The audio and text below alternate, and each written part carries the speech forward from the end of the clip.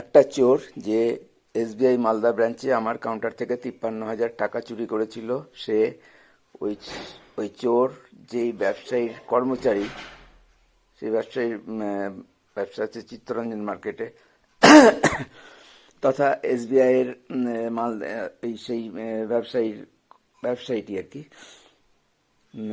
SBI মালদার খুব important CC customer. সে এসবিআই মালদার চিফ ম্যানেজার উজ্জ্বল কুমার। একবার পড়ছি। একটা চোর যে এসবিআই মালদা ব্রাঞ্চ থেকে আমার কাউন্টার একটা চোর যে এসবিআই মালদা ব্রাঞ্চে আমার কাউন্টার থেকে 53,000 টাকা চুরি করেছিল, সে ওই চোর যেই ব্যবসায়ীর কর্মচারী চিত্তরঞ্জন মার্কেটের, তথা এসবিআই মালদার খুব ইম্পর্টেন্ট ক্যাশ ক্রেডিট কাস্টমার। সে এসবিআই মালদার chief manager Ujjwal Kumar, cash credit loan manager Bishal Kumar, Partha Chakraborty নামে আরেকজন ম্যানেজার। এরা অশুভ আতাত এবং চক্রান্ত করে সেই চোরকে শাস্তির হাত থেকে এবং ওই চুরি করা টাকা ফেরত দেওয়ার থেকে রেহাই দেয়। বিনিময়ে তারা অবশ্য ব্যাংকের সেই ক্যাশিয়ার যার কাউন্টার থেকে টাকা চুরি হয়েছিল তাকে অত্যাচারে জর্জরিত করে, ভীতি প্রদর্শন করে এবং অজস্র মিথ্যা কথা বলে চূড়ান্ত অপমান করে চাকরি ছাড়া করে। হ্যাঁ, আমি। কোনো অজ্ঞাত কারণে আরও কিছু অফিসার ও স্টাফ সেই চক্রান্তের সামিল হয়। বাকি সমস্ত ধরনের স্টাফ মুখ বন্ধ রেখে সেই কাজের সহযোগিতা ও সমর্থন করে। সব মিলিয়ে প্রায় 40 জনের মতো মোট স্টাফ মালদা স্টেট ব্যাংকের। পরে ওই চোর এবং চোরের মালিক এসবিআই মালদার chief manager Ujjwal Kumar, CC loan manager Bishal Kumar অন্যদের প্রভাবিত করে চুরি হয়নি বলে প্রচার করে, যেটা আমার পক্ষে চূড়ান্ত মানহানিকর। আমি খুব সংক্ষেপে কিছু প্রমাণ দিলাম। আমার কাছে আরও অজস্র প্রমাণ আছে। আমি টাকা চুরির প্রমাণ, সিসিটিভি ফুটেজ এবং আমার ওপর অত্যাচার করার প্রমাণ হিসেবে কিছু ভয়েস রেকর্ড এখানে দিলাম। আমি যা যা নিচে দিয়েছি সেগুলোর লিস্ট দিয়ে দিচ্ছি। সিসিটিভি ফুটেজের ভিডিওগুলির মধ্যে আছে 1 নম্বর টাকা চুরি করার প্রমাণ। এটার সঙ্গে জুড়ে দিয়েছি কিছু ভয়েস এবং কল রেকর্ড, যেখানে এসবিআই মালদার চিফ ম্যানেজার উজ্জ্বল কুমার ও cash credit loan manager Bishal Kumar পরিষ্কার বলছে যে চুরি হওয়া 53,000 টাকা আমাকে ফেরত দেওয়ার জন্য রেডিই ছিল। শুধু একটা, যদিও চুরি সন্দেহাতীতভাবে প্রমাণ হিসাবে একটা ফুটেজে দেখা হয়ে গেছে, যেটা দেখেই নাকি টাকাটা রেডি করেই রেখেছিল। তাও 1.5 মাস পার হয়ে গেলেও সেই আরেকটা ফুটেজ যেটা দেখতে চেয়েছিল, সেই ফুটেজ ব্যাংক দেখাতে পারেনি, অবশ্যই ইচ্ছা করে, কারণ আমার বিরুদ্ধে চক্রান্তের স্ক্রিপ্ট তৈরি হচ্ছিল এবং প্রস্তুতি চলছিল।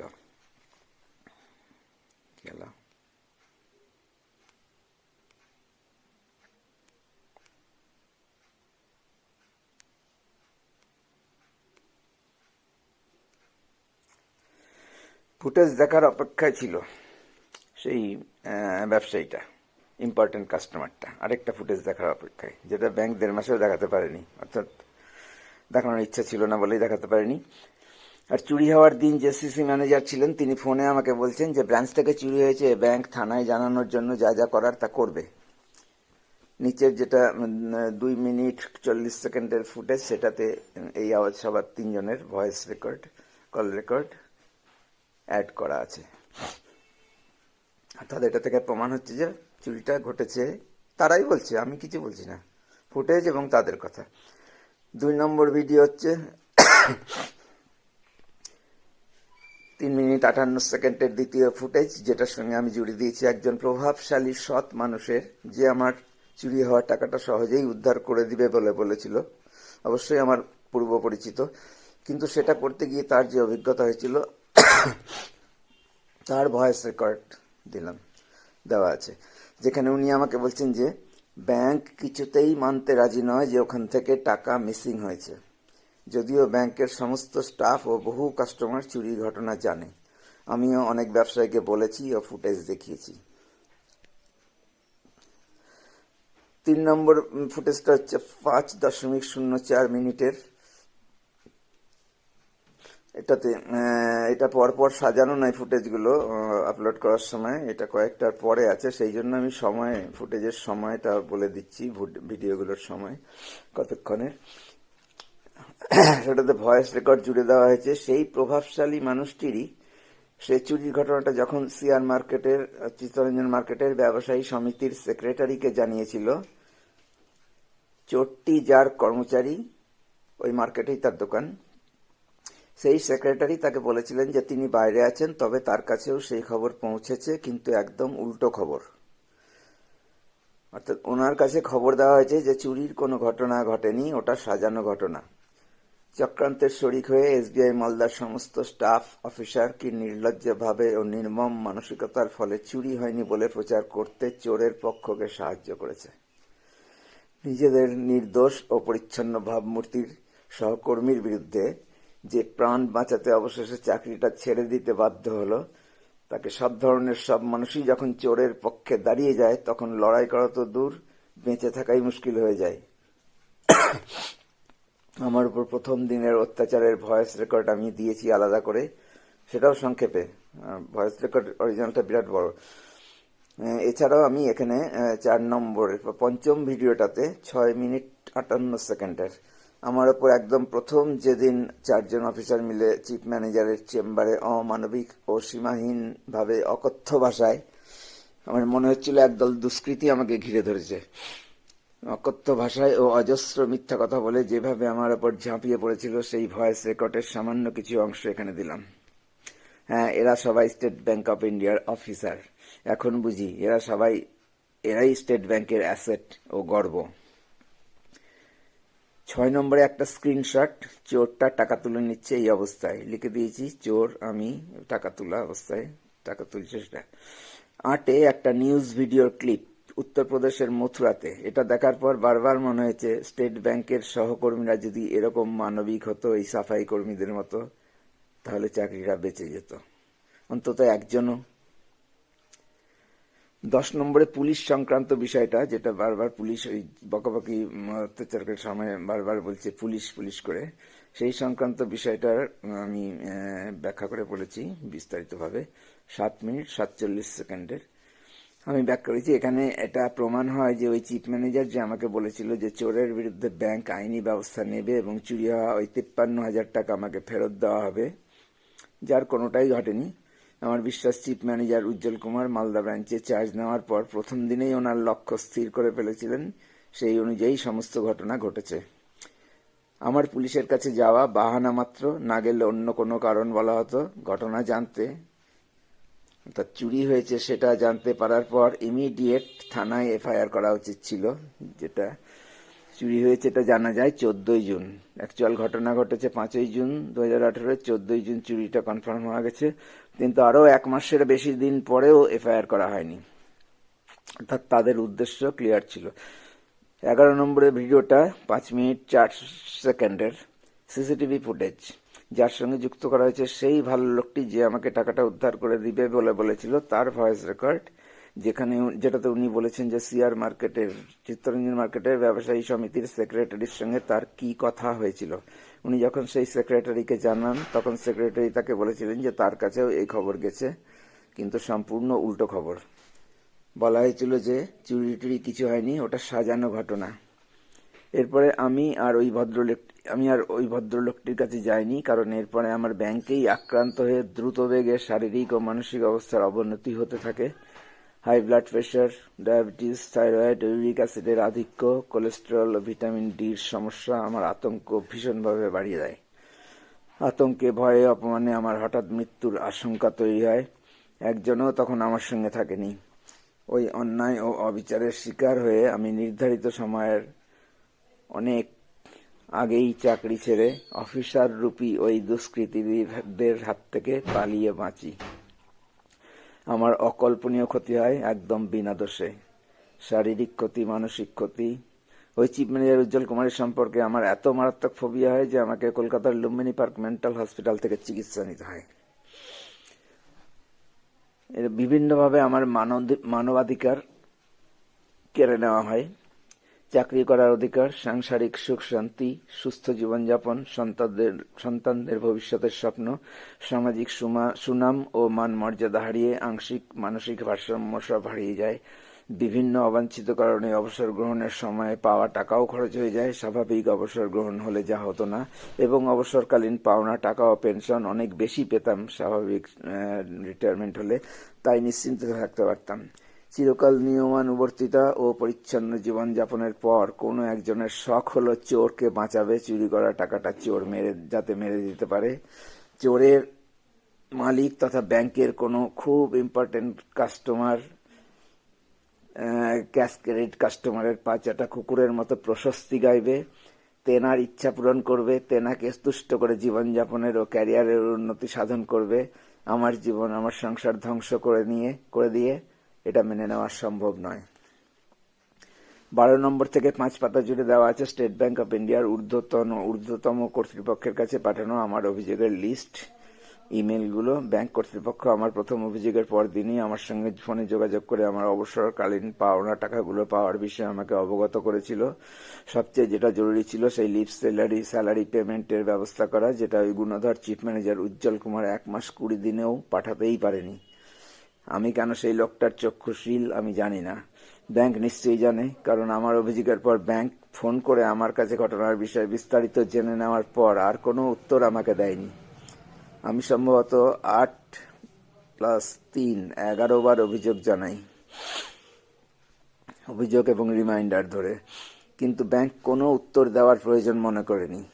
ওনারা চোরের পক্ষের সঙ্গে অশুভ আতাত করা, ব্যাংক থেকে টাকা চুরি করার সিসিটিভি ফুটেজ ধামাচাপা দেওয়া, তেনাদের চেয়ে বয়সে ও চাকরিতে অনেক সিনিয়র পরিচ্ছন্ন ভাবমূর্তির নির্বিরোধী ক্যাশিয়ারের অপমান করা, অজস্র মিথ্যা কথা বলে সমাজে আমার মর্যাদা হানি করা, আমার টাকাটা ফেরত না দেওয়া। ওই 53,000 টাকা আমার কাছে সবচেয়ে জরুরি অবশ্যই নয়, এটাও বলে রাখছি, ব্র্যাকেটে দেওয়া আছে। একজন স্টাফের ওপর অত্যাচার করে চাকরি ছাড়া করা ওই চিফ ম্যানেজার উজ্জ্বল কুমারকেই সমর্থন ও সাহায্য করলো। উজ্জ্বল কুমার ও তার স্যাঙ্গাতদের লিখতে ভুলে গেছি, লিখে দেবো। হ্যাঁ, বলতে বাধ্য হচ্ছি যে স্টেট ব্যাংক অপরাধীদেরকেই সমর্থন করে। এটা আমার কাছে খুবই লজ্জাজনক যে আমি আমার অপূর্ণ কর্মজীবনের পুরোটাই এইরকম একটা সংস্থার জন্য উৎসর্গ করেছি। অপূর্ণ থাকলেও এত বড় কর্মজীবনের কোনো সুখস্মৃতি আমার থাকলো না। 34 বছর 10 মাস আমি চাকরি করে ফেলেছি। স্মারক হিসাবে কিছুই আমার কাছে নাই, রাখতেও চাই না। শুধুই বিনা দোষে পাওয়া সীমাহীন লজ্জা ও অপমান। শুধু এটুকুই না, আমার করা অভিযোগের ভিত্তিতে জাতীয় মানবাধিকার কমিশনের নির্দেশের পরেও কোনো তদন্ত না করে অভিযুক্তদের কাছ থেকেই খোঁজ নিয়ে তৈরি করা অসম্পূর্ণ ও মিথ্যা রিপোর্টের ভিত্তিতে মেরিট নেই, কেস ক্লোজড বলে সিদ্ধান্ত নেওয়া হয়ে যায়। আরও আছে, ব্যাংক কর্তৃপক্ষ আমার অভিযোগের উত্তর দিচ্ছে না দেখে আমি প্রধানমন্ত্রীর দপ্তর, অর্থমন্ত্রীর দপ্তর, ফাইন্যান্স সেক্রেটারি ও ডিরেক্টরেট অফ পাবলিক গ্রিভেন্স থেকেও স্টেট ব্যাংক কর্তৃপক্ষের কাছে নির্দেশ গেছিল যে আমার অভিযোগের ভিত্তিতেই নির্দেশ ছিল যে এ বিষয়ে তদন্ত করে উপযুক্ত ব্যবস্থা নেওয়ার, কিন্তু সবগুলোই একই কারণে একইভাবে নো মেরিট, কেস ক্লোজড হয়ে যেতে সময় লাগেনি। জাতীয় মানবাধিকার কমিশন, প্রধানমন্ত্রীর দপ্তর, অর্থ দপ্তর, secretary of finance, department of finance ministry ও ডিরেক্টরেট অফ পাবলিক গ্রিভেন্সে সন্তোষজনক নিদান না পেয়ে আমি সবগুলোতেই রিভিউয়ের আবেদন করি এবং দ্রুতই একই উত্তর দেখতে পাই অনলাইনে। আমার ধারণায় ওই অতি গুরুত্বপূর্ণ কেন্দ্রীয় সরকারের ওই দপ্তরগুলোর অস্তিত্বের কি প্রয়োজন। সন্তোষজনক উত্তর পাওয়া যায়নি জেনেও যদি ওই সব ডিপার্টমেন্ট হস্তক্ষেপ না করে, তাহলে জনসাধারণের কি লাভ? নাকি স্টেট ব্যাংক অফ ইন্ডিয়ার ওপর দেশের কারোরই কোনো নিয়ন্ত্রণ নেই? আর সে খুব ইম্পর্টেন্ট কাস্টমার, তার কর্মচারী চুরি করলো, টাকাটা জমা হওয়ার কথা সেই ইম্পর্টেন্ট কাস্টমারেরই অ্যাকাউন্টে, যে টাকাটা সে জমা দিতে এসেছিল। চোর তো ওই 53,000 টাকা নিয়ে পালিয়ে গেল, কিন্তু এই কাস্টমারের অ্যাকাউন্টে তো পুরো টাকাটাই জমা হয়েছে। চুরি হওয়ার কারণে 53,000 টাকা আমাকেই দিতে হয়েছে।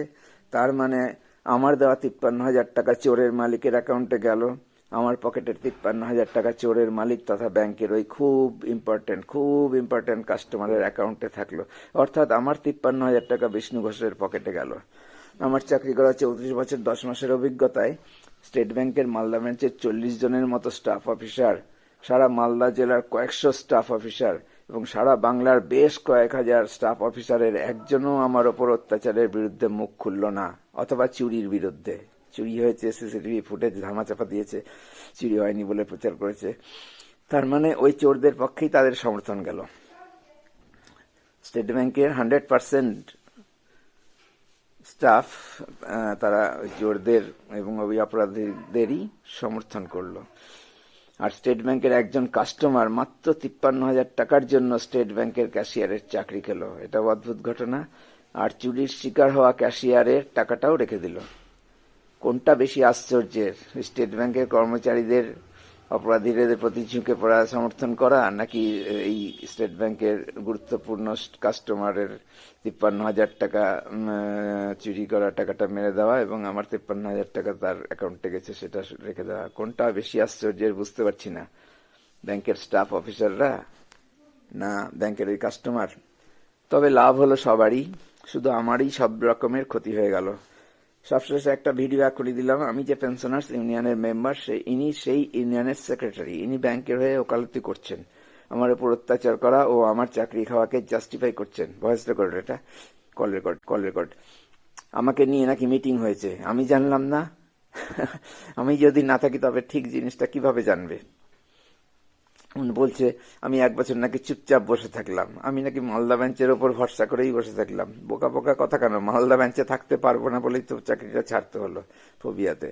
মালদা বেঞ্চেই তো এই আমার ফোবিয়ার কারণটা ছিল, সেই অফিসারটা উজ্জ্বল কুমার। এটা স্টেট ব্যাংকের স্টাইল।